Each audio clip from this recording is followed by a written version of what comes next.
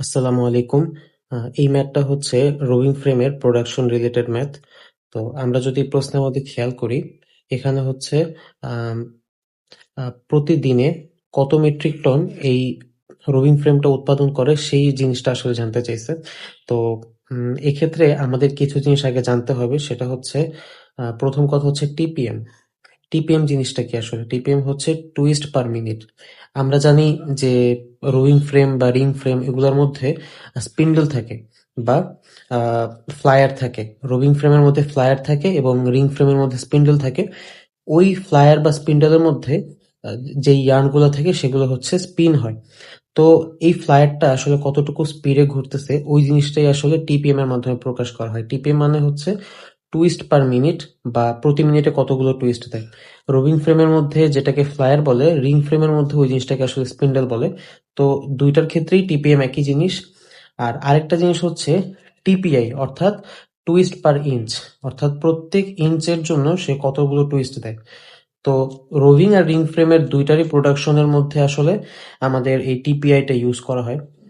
তো টিপিআই এর একটা সূত্র হচ্ছে TM into root over count. TM হচ্ছে টুইস্ট মাল্টিপ্লেয়ার, এই যে এখানে দেওয়া আছে টুইস্ট মাল্টিপ্লেয়ার, যেটা এখানে 1.25, আর কাউন্ট হচ্ছে যে ইয়ার্ন কাউন্ট সেটাই। এখন আমরা যদি মেইন ম্যাথের মধ্যে আসি, এদিকে আসলে এই অংশটা আপাতত একটু স্কিপ করতেছি, একটু পরে এক্সপ্লেন করব।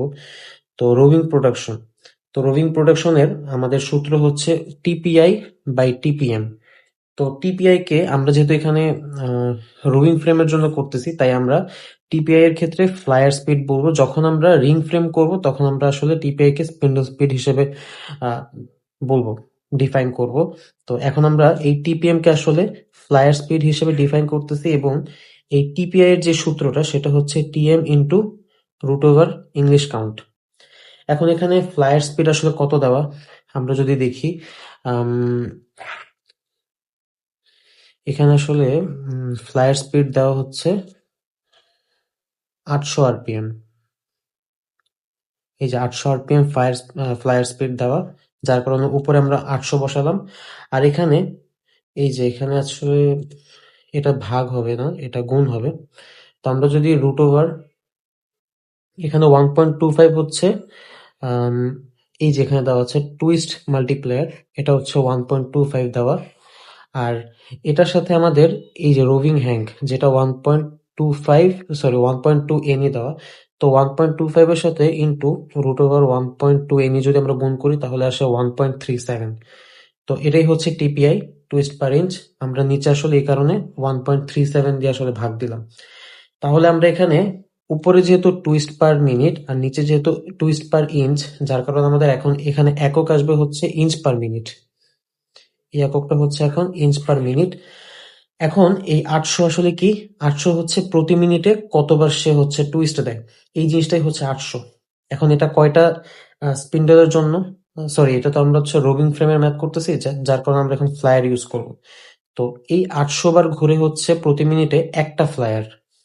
ওকে, তাহলে একটা ফ্লায়ার যদি 800 বার ঘুরে, তাহলে এখানে টোটাল ফ্লায়ার কয়টা দেওয়া আছে? এখানে এই যে নাম্বার অফ ফ্লায়ার হচ্ছে 124টা। তাহলে একটা ফ্লায়ার যদি 800 বার ঘুরে, তাহলে 124টা ফ্লায়ার কতবার ঘুরবে গুণ করতে হবে, তাই এখানে 124 দিয়ে প্রথমত গুণ করা। এরপর আমাদের হচ্ছে এটা তো হচ্ছে আরপিএম যেটা ছিল 800 আরপিএম। তো আরপিএম কে রেভলিউশন পার মিনিট, তো মিনিট থেকে আমাদের আসলে দিনে কনভার্ট করতে হবে। 1 মিনিটে যদি এতবার ঘুরে, তাহলে এটাকে যদি আমরা ঘন্টায় কনভার্ট করি তাহলে 1 ঘন্টাতে আরো অনেকবার ঘুরবে। তো ঘন্টায় কনভার্ট করতে গেলে আমাদের 60 দিয়ে গুণ করতে হয়। যেহেতু 1 মিনিটে এতবার ঘুরলে 1 ঘন্টায় আরো অনেকবার ঘুরবে, 60 দিয়ে গুণ করব। তাহলে 1 ঘন্টায় যদি এতবার ঘুরে, তাহলে আমরা যদি দিনে নেই তাহলে 24 ঘন্টা দিয়ে গুণ করতে হবে। তাহলে এখানে এই 60 × 24 দিয়ে আমরা আসলে সময়টা প্রকাশ করলাম। এতটুকুর হিসাব গেল। এরপর আসে ওয়ান। এই ওয়ান হচ্ছে কয়টা মেশিন। প্রথমত 800 ছিল একটা একটা ফ্লায়ার, একটা ফ্লায়ার কতবার ঘুরে, 124 হচ্ছে 124টা ফ্লায়ার আসলে কতবার ঘুরে, এই কারণে 124 দিয়ে গুণ করা। আর একটা মেশিনের মধ্যে 124টা ফ্লায়ার, যদি বলতো 3টা রোভিং ফ্রেম, তাহলে এখানে 3 দিয়ে গুণ করতাম, 3টা মেশিন। এরপর আসে হচ্ছে এফিসিয়েন্সি। এখানে দেওয়া আছে যে এফিসিয়েন্সি হচ্ছে 80%, অর্থাৎ আমাদের এই যে রোভিং ফ্রেমটা, এই রোভিং ফ্রেমের এফিসিয়েন্সি হচ্ছে 80%, বা এটাকে আমরা যখন গুণ করব তখন 0.8 দিয়ে আসলে গুণ করবো, বা 0.80। এরপর আসছে 98%। এখানে একটা জিনিস লক্ষ্য করি আমরা, এখানে দেওয়া আছে হচ্ছে ওয়েস্ট পার্সেন্টেজ হচ্ছে 2%।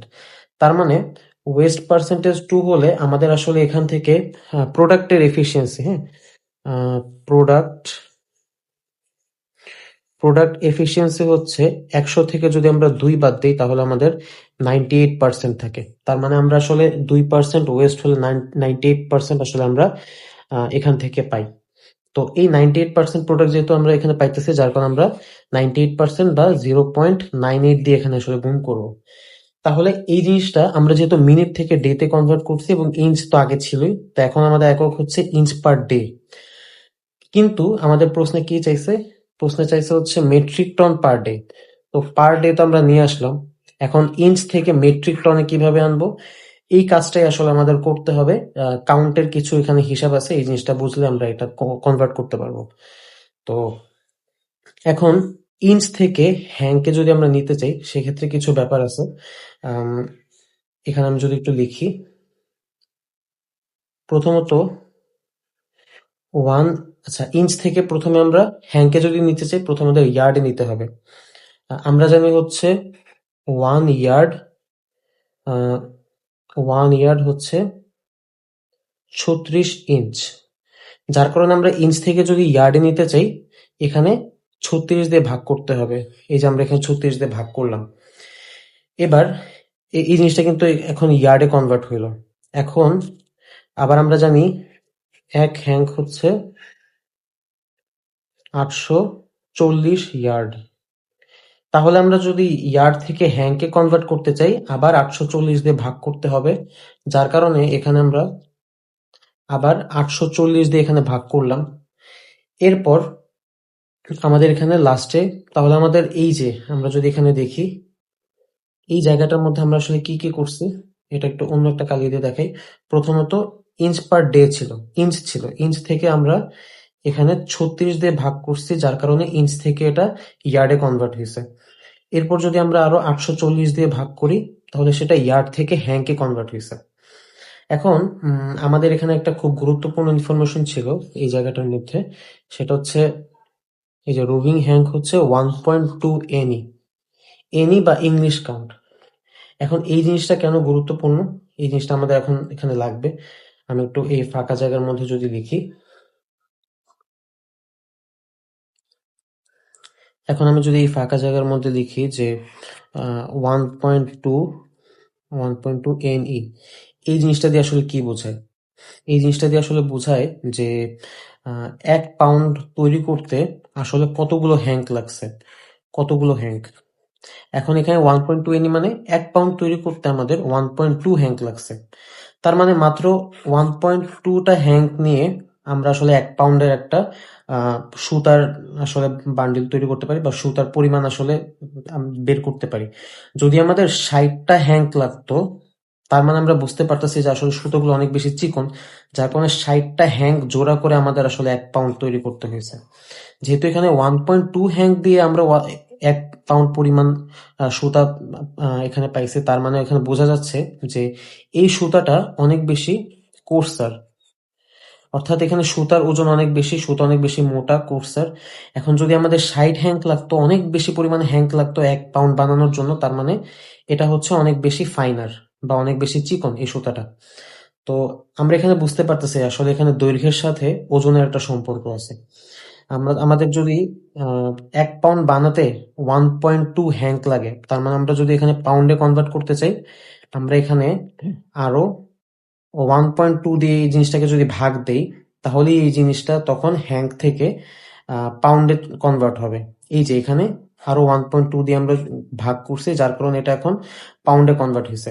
হ্যাঙ্ক পার ডে থেকে এটা হচ্ছে পাউন্ড পার ডে তে কনভার্ট হয়েছে এখানে, পাউন্ড পার ডে। এখন পাউন্ডকে যদি আমরা কেজিতে কনভার্ট করতে চাই, আমরা জানি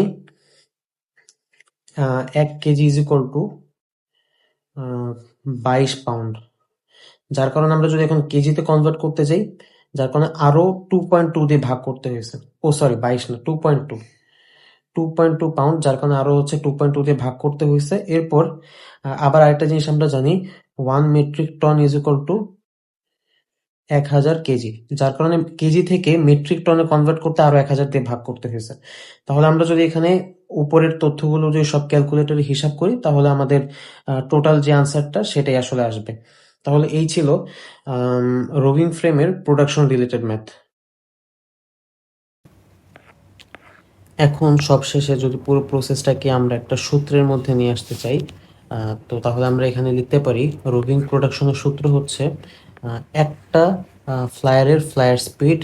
এখন একটা ফ্লায়ার স্পিড এখানে পাইলাম, তাহলে আমাদের যে টোটাল ফ্লায়ার থাকে অনেকগুলো, তাহলে নাম্বার অফ ফ্লায়ার্স দিয়ে আমরা গুণ করব। এখন একটা মেশিনের মধ্যে কতগুলো ফ্লায়ার থাকে, এতগুলো। তাহলে আমাদের যদি অনেকগুলো মেশিন থাকে তাহলে ওই সংখ্যাটা দিয়ে গুণ করতে হয়, এই জন্য আমরা নাম্বার অফ মেশিন। তাহলে এখানে টোটাল সবগুলো মেশিনের মধ্যে কতগুলো ফ্লায়ার আছে এবং প্রত্যেকটা ফ্লায়ারের কতগুলো ফ্লায়ার স্পিড আছে আমরা এখান থেকে আসলে পেলাম। এখন এটা প্রতিদিন কতটুকু প্রোডাকশন করে সেই জিনিসটা পাওয়ার জন্য আমাদের এখানে দিনে কনভার্ট করতে হবে। সবশেষে মেশিনের এফিসিয়েন্সি এটা, অর্থাৎ মেশিনের কতটুকু এফিসিয়েন্সির সাথে কাজ করে, এবং আমরা আসলে এখানে প্রোডাক্ট এফিসিয়েন্সি, অর্থাৎ আমরা 100% প্রোডাক্টের মধ্যে কতটুকু প্রোডাক্ট পাই, সেক্ষেত্রে আমাদের আসলে 100 থেকে ওই ওয়েস্টেজটা যদি বিয়োগ করি তাহলে আমরা প্রোডাক্ট এফিসিয়েন্সিটা পাই। আর নিচে হচ্ছে টিপিআই দিয়ে গুণ করতে হয়। তো টিপিআই এর সূত্র আমরা জানি, TM into root over English count. এখন এই জিনিসটা তখন আসে, এখন এই জিনিসটা যদি আমরা বাদ দিই, আপাতত এতটুকু নিয়ে যদি আমরা কাজ করি, উপরের এতটুকু থেকে এই টিপিআই পর্যন্ত যদি কাজ করি, তখন আমাদের ইঞ্চ পার ডে, এই এককটাতে আসে। তাহলে ইঞ্চ থেকে আমাদের তখন কাজ থাকে ইয়ার্ডসে নেওয়া, যার কারণে 36 দিয়ে ভাগ দিই, 36 দিয়ে ভাগ দিতে হয়। ইয়ার্ড থেকে আমরা তখন হ্যাংকে নেই, অর্থাৎ এক হ্যাংক হচ্ছে 840 ইয়ার্ড, যার কারণে 840 দিয়ে ভাগ দিই। এরপর আচ্ছা, এখানে একটা জিনিস ভুল দেওয়া, এখানে হচ্ছে, আচ্ছা হ্যাঁ ঠিক আছে। এরপর এরপর হচ্ছে আমাদের কি করতে হয়, এখন এক হ্যাংক আমাদের এখানে দেওয়া ছিল যে 1.2 এমই, অর্থাৎ 1 পাউন্ডের মধ্যে 1.2টা হ্যাংক থাকে। এই কারণে আমাদের রোভিং কাউন্ট বা 1.2 দিয়ে তখন আমরা ভাগ করি, তখন এই জিনিসটা আসলে তখন পাউন্ডে পরিণত হয়, পাউন্ডে কনভার্ট হয়। পাউন্ড থেকে কেজিতে আনার জন্য 2.2 দিয়ে ভাগ করতে হয়, এরপর মেট্রিক টনে আনার জন্য 1000 দিয়ে ভাগ করতে হয়।